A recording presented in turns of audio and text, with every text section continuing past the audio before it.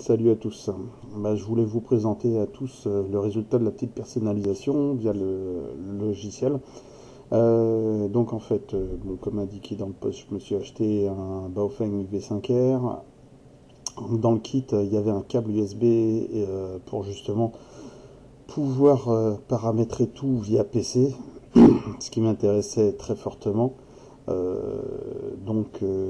Il m'a fallu quand même 3-4 bonnes heures pour trouver le pilote qui voulait bien fonctionner pour le câble USB.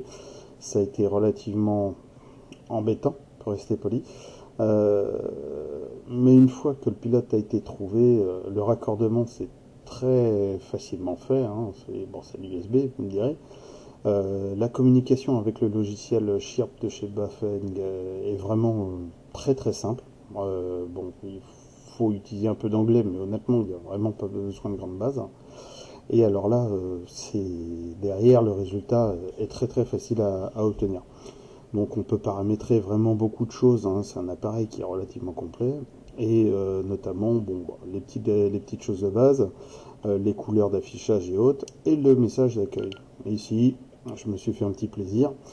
Ensuite, on peut travailler sur deux bandes ou deux fréquences différentes, hein.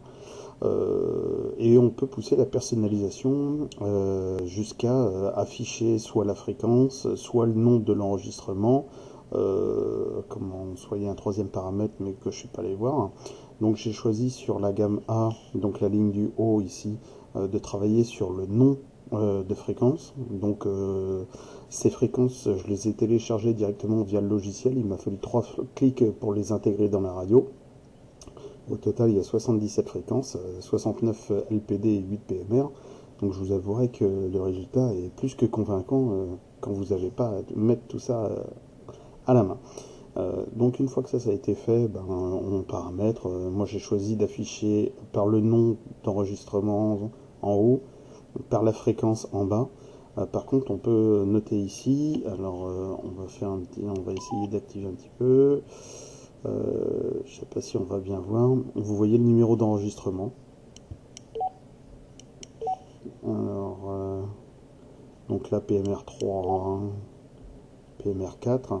On navigue de numéro d'enregistrement en numéro d'enregistrement. Ce qui est nettement plus pratique. Après, reste aller dans le sous-menu pour les sous-canaux, entre parenthèses.